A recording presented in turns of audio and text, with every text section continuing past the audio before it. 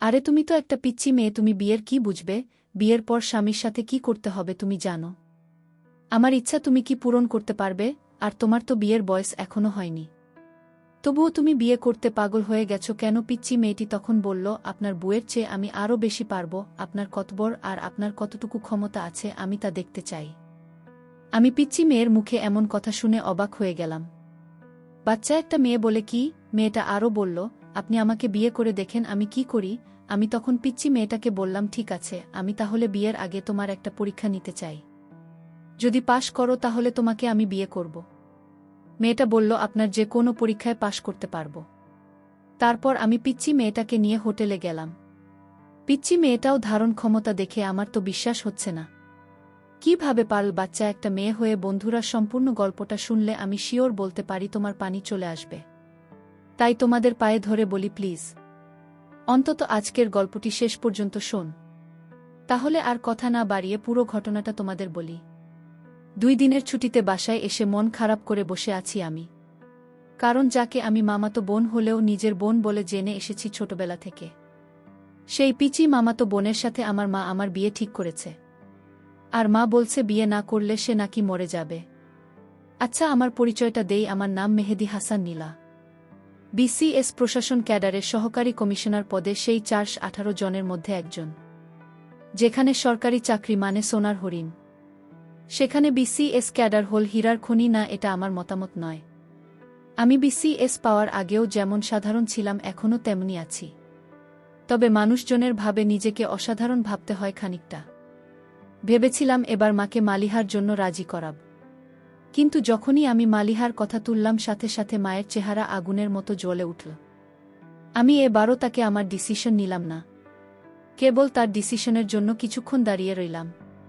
কিন্তু তারপর মা যা বলল তা তো অসম্ভব। আমার পিচ্চি মামাতো বোনকে আমি বিয়ে করব কিনা সেটা নিয়ে আমার মাথা ব্যথা নেই। আমার মায়ের মাথা ব্যথা হলো একজন 27 বছর পার হওয়া মেয়ের সাথে আমার বিয়ের কথা ভাবতে পারাটা মায়ের কাছে অসম্ভব বলে মনে হতো। মালিহার সাথে সম্পর্কের প্রায় 6 বছর হতে চল। এই 6 বছরে মালিয়া আমার অসীম অবহেলা সঙ্গে করে আমাকে ভালোবেসেছে। আমি রাতের পর রাত তাকে বলেছি, আমি পড়া শেষ করে তোমাকে ফোন দিচ্ছি, এখন রাখ। তারপর আমি পড়তে পড়তে ঘুমিয়ে গেছি। সে তার মতো আমার ফোনের অপেক্ষায় থেকেছে। এসব তো বলছি কলেজ শেষ করার পর। এর গল্প তার আগেও এমন অনেক ঘটনা আছে যা এই মেয়েটা মুখ বুজে সয়ে গেছে। কেবল এতটুকুই বিশ্বাস রেখে দিন শেষে আমি মালিহার। সে বয়স বাড়িয়েছে শুধু আমার জন্য, তার বাবার শাসন, মায়ের রাগ আর অনেকগুলো বিয়ের সম্বন্ধ। বয়স পার হয়ে যাওয়ার দোহায় কোনো সমস্যা দেখিয়ে সে আমাকে ধরে রাখতে চায়নি, বরং সবসময় আমি যেটা পারবো না বলছি মালিহা বলছে আমি জানি তুমি পারবে। মালিহার কিছু কারণে আমি তাকে উপেক্ষা করতে পারিনি। অনেকবার তার কথা ভেবে তাকে বলেছি তুমি বিয়ে করে নাও। মালিহার সেই এক কথা, বিয়ে করলে তোমাকে করব না তো বিয়ে করব না। এই কথাটা অনেকটা স্বস্তি দিত আমাকে। আজকাল সে আমার উপেক্ষা সহ্য করে অবহেলা মেনে নেয়। যেতে চাইলে আটকায় না, কল না ধরলেও তারপরে কল দেয় না। 6টা বছর অপেক্ষা করতে করতে মেয়েটার অপেক্ষা করার মতো কঠিন একটা রোগ হয়ে গেছে। মনে হয় আমি জানি মেয়েটা কষ্ট পায়, দিনরাত কাজ, সমাজের মানুষের কথা, বাড়ি থেকে বিয়ের চাপ, সবটা হাসি মুখে মেনে নিয়ে মেয়েটা খুব ক্লান্তি বোধ করে। মাঝে মাঝে আমাকে বলে, নিলয় কিছু কথা ছিল। আমি জানি কি কথা, তবে মায়ের আপত্তির কথা বারবার তাকে শোনাতেও ভাল লাগে না আমার। তাই প্রায় দিন তার কল রিসিভ করি না। হঠাৎ একদিন কল করে বলি, আর বলো না মালিহা, একদিন খুব ব্যস্ত ছিলাম। তারপর সে নরমভাবে বলে, আমি জানি তো বিসিএস ক্যাডার অনেক রকমের ব্যস্ততা থাকে। যাই হোক, পরের ক্লাসের জন্য বসে আছি, সময় হয়ে গেছে, রাখছি বলে ফোন কেটে দেয়।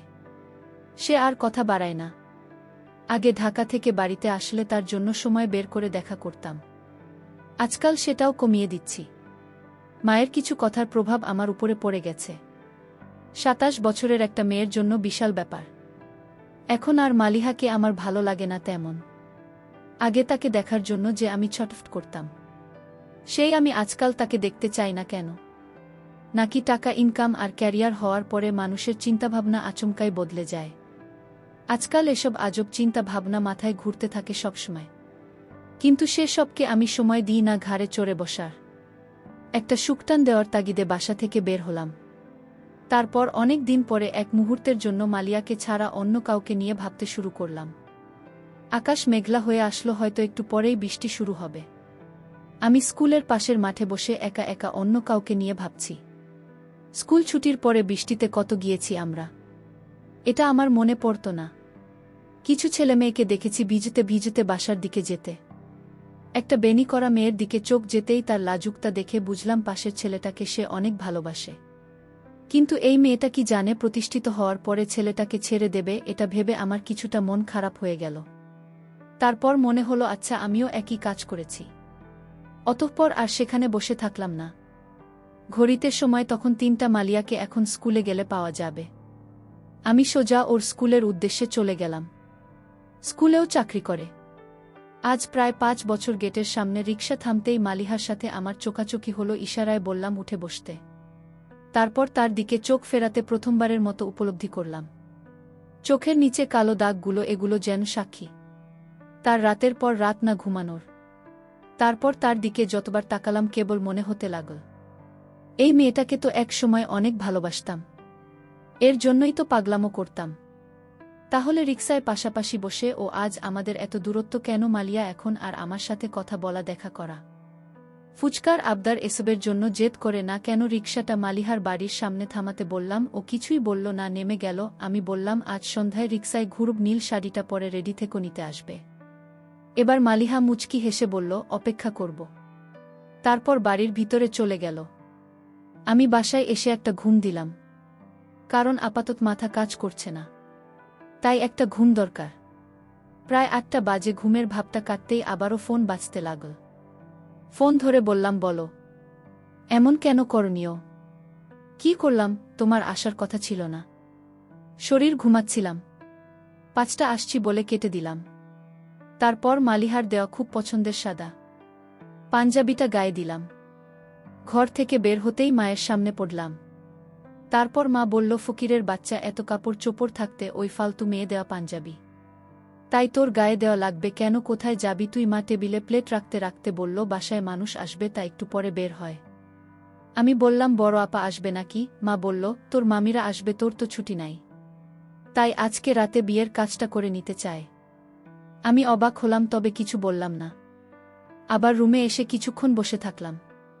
তারপর মালিহাকে কল দিয়ে বললাম, তোমার ছবি নিয়ে বের হব, আর তোমার ভোটার আইডিটা একটু দরকার আছে, নিয়ে এসো মনে করে। ও বিশেষ কিছু জানতে চাই না, শুধু বলল আচ্ছা। তারপর আমি এখন ওকে নিয়ে কাজী অফিসে বসে আছি।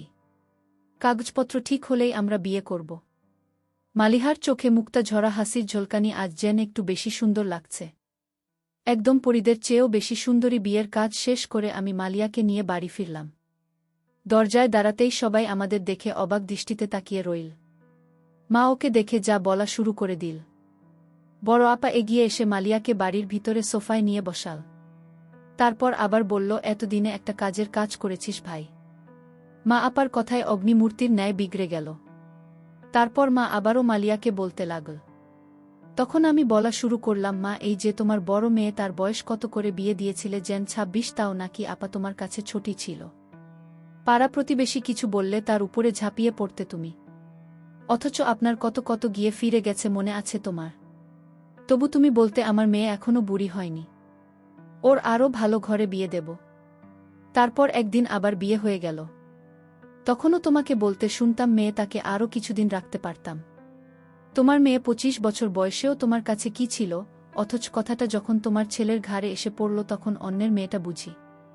আজকে যদি আমি ভালো পজিশনে না থাকতাম, ভালো টাকা বেতন না পেতাম, তখনও কি তোমার মতবাদ এমনই থাকত?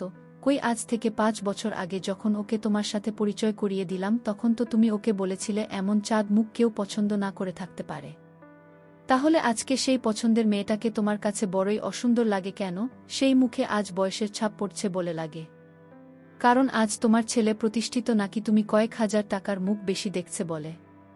বেশি কিছু চাই না, মেয়েটা আমার জন্য অনেক কষ্টের সঙ্গে হয়েছে। একজন মেয়ের বিয়ের বয়স 18 পেরোতেই হয়ে যায়, সেখানে মেয়েটা আমার এত অবহেলা, অবজ্ঞা, উপেক্ষা সয়ে থেকে গেছে।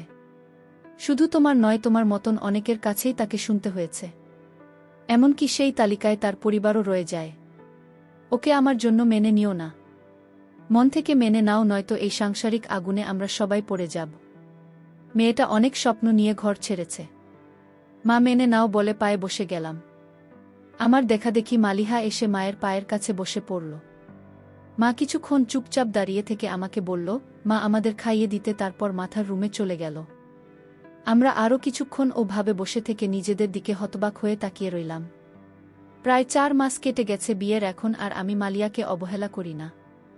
মালিয়া আবারও আগের মতো বুক দিয়ে দিনভরের গল্প শোনায়, মা কি বলল, কি করল এসব। আমি প্রায় বলি ঢাকায় আসল সংসার করি। তার এক কথা, আমার সংসার ফেলে যাওয়া সম্ভব না। মালিহা একটু চোখের আড়াল হলেই মালিহা মা কই গেলি বলে বাড়ি মাথায় তুলে রাখে। বেলচুন পান সব কিছুতেই আমি তাহলে বলো এমন সংসার ছেড়ে কোথাও যাওয়া যায়। আমি কেবল হাসি আর মনে মনে ভাবি এই মেয়েটাকে সকালে আমি যে নিজেই ঠকে যেতাম। তার কিছুদিন পর আমার মামি বাড়িতে এসে জোরে জোরে চিল্লাতে লাগল আর বলতে লাগলো আমার মেয়ের সাথে বিয়ের কথা ছিল, আর আজ তোমার ছেলে একটা বয়স্ক মেয়েকে বিয়ে করে এনেছে। এ আমি কিছুতেই মেনে নিতে পারি না। আমার মেয়ে কি কম সুন্দর নাকি এবার লেখাপড়ায় 5 পয়েন্ট পেয়েছে? হয়তো তার বয়স কম দেখায়। বাচ্চা মেয়ে তো কি হয়েছে, এর চেয়েও কম বয়সী মেয়েরা সংসার করছে। মামির মুখে এরকম কথা শুনে আমি অবাক হয়ে গেছি। আমার মাকে বলছে, তুই আমার ভাইয়ের বউ হয়ে আমার সাথে এরকম বেইমানি করতে পারলে? মা বলল, আমি তো বেইমানি করিনি। আমার ছেলে ভালোবেসে বিয়ে করেছে, আমার ছেলের পছন্দের বাইরে তো আমি কিছু সিদ্ধান্ত নিতে পারি না। মামি বলল, তাহলে আগে কেন কথা দিয়েছিলেন? এখন তো আমার মেয়ে খাওয়া দাওয়া ছেড়ে মরতে বসেছে। মা বলল, এখন আর কি করার আছে আমার, বলতো তুই তোর মেয়েকে বোঝা। মামি বলল, আমার মেয়ের যদি কিছু হয় তাহলে আমি কিন্তু মা ছেলে কাউকে ছাড়ব না। মামির মুখে এরকম কথা শুনে আমি একটু চিন্তায় পড়ে গেলাম। আমি জানি এখন আমার বড় চাকরি হয়েছে, তো তাই মামি আর লোভ সামলাতে পারছে না। আমি এসব ভাবতে লাগলাম। আমার মাকে বললাম, মা তুমি কিচ্ছু চিন্তা করো না, তোমার ভাইয়ের পিচ্চি মেয়েকে আমি সব বুঝিয়ে বলবো। আমি আশা করছি সব ঠিক হয়ে যাবে। মা বলল, তাই জেন হয় বাবা, মেয়েটা যদি কিছু করে বসে তাহলে তো তোর উপর ঝামেলা হতে পারে। আমি বললাম, মাকে নিয়ে তুমি কোনো চিন্তা করো না, কিভাবে কি করতে হয় আমার সব জানা আছে। তারপর একদিন মামির পিচ্চি মেয়েটা হঠাৎ আমাদের বাড়িতে আসলো। আমি তাকে বললাম, আসো তুমি আমার ঘরে আসো। পিচ্চি মেয়েটাই আমার রুমে আসো। আমি ওকে বসতে বললাম, দেখলাম মেয়েটা কাছে। আমি বললাম, এই মেয়ে তুমি কাঁদছো কেন? মেয়েটা বলল, আমি আপনাকে ভালোবাসি তাই। আমি বললাম, তোমার কি ভালোবাসার বয়স হয়েছে? আর তোমার বিয়ের বয়স হয়নি, এখনই বিয়ের জন্য এত পাগল হয়েছ কেন? পিচ্চি মেয়েটা বলল, আপনার স্ত্রীর চাইতে আমি আপনাকে বেশি সময় দিতে পারব। আমার বয়স কম হলেও বিয়ের সকল কার্যক্রম চালিয়ে যেতে পারব। আমি তো এই পিচ্চি মেয়ের কথা শুনে অবাক হয়ে গেলাম। বাচ্চা একটা মেয়ে বলে কি? তার মাথায় মা আমি কি ভূত চাপিয়ে দিচ্ছে নাকি? আমি তখন পিচ্চি মেয়েটাকে বললাম, আচ্ছা ঠিক আছে, তুমি কিছুদিন অপেক্ষা করো, আমি তোমায় বিয়ে করব, তুমি হবে আমার দ্বিতীয় স্ত্রী। এতে কি তোমার আপত্তি আছে? ছোট্ট মেয়েটি বলল, আমি শুধু আপনাকে চাই। বিয়ের 1 মাস পর আমায় বিদায় দিয়ে দিলেন, তাবু আমাকে বিয়ে করুন, নইলে আপনাকে ছাড়া আমি বাঁচতে পারব না। পিচ্চি মেয়ে এসব কি বলে 1 মাস পর চলে যাবে? তাও তাকে বিয়ে করতে হবে?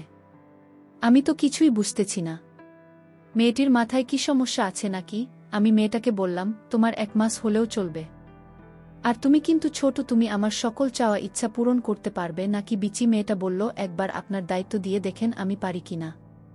মেয়েটির প্রত্যেকটা কথা আমার কাছে অদ্ভুত বলে মনে হচ্ছে। ছোট্ট মেয়ের মুখে এসব কথা মানায়? আমি বললাম, ঠিক আছে, আমি তোমাকে পরীক্ষা করতে চাই। মেয়েটা বলল, কি পরীক্ষা করবেন? আমি বললাম, আমি যে তোমাকে বিয়ে করব সেটা আপাতত আমার স্ত্রীকে জানানো যাবে না। বিয়ে হয়ে গেলে পরে জানলে কোনো সমস্যা নেই, কিন্তু আগে যদি তুমি আমার পরীক্ষায় পাশ করতে পারো তাহলে আমি তোমাকে বিয়ে করতে পারব। মেয়েটি বলল, কি পরীক্ষা? আপনি যে পরীক্ষা দেবেন সেই পরীক্ষায় পাশ করতে পারব। আমি বললাম, তাহলে তুমি আমার সাথে একদিন দূরে এক হোটেলে যেতে হবে। সে বলল, আপনি যেখানে যেতে বলবেন সেখানেই যাব। আমি বললাম, তাহলে তোমায় নিয়ে মহেশখালী যাব ঘুরতে। সে খুব খুশি হয়ে বলল, ঠিক আছে।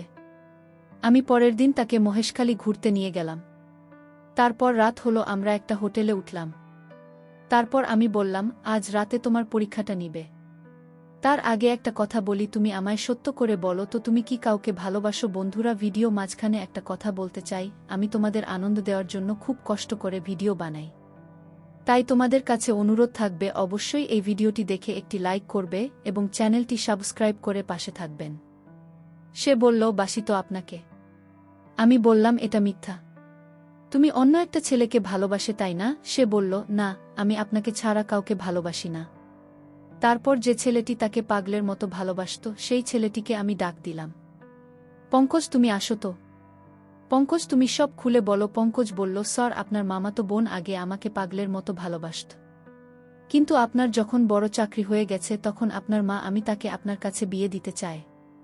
আপনার মামি বলল, দরকার হয় একদিনের জন্য ওকে বিয়ে করো, কারণ তার সম্পত্তির ভাগ আমি চাই। আপনার মা আমি একজন লোভী মানুষ।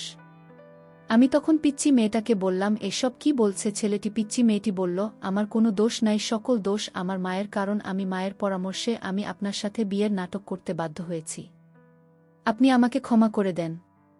আমি ছোট্ট মেয়েটাকে বললাম, আমি তোমায় মাফ করতে পারি, তবে আমি তোমাকে 2 বিঘা জমি তোমার নামে বিক্রি করে দিলাম, আর সেই টাকাটা দিয়ে তোমরা দুজন বিয়ে করে সুখে থাকো। আমি বুঝি ভালোবাসার কি মর্ম। ছোট্ট মেয়েটি বলল, আপনি আমাকে ক্ষমা করে দেন। বন্ধুরা, আজকের গল্পটা কেমন লাগলো তা অবশ্যই কমেন্ট করে জানাতে ভুলবেন না। আর এরকম নতুন নতুন গল্প পেতে আমাদের চ্যানেলটিকে সাবস্ক্রাইব করে পাশে থাকবে।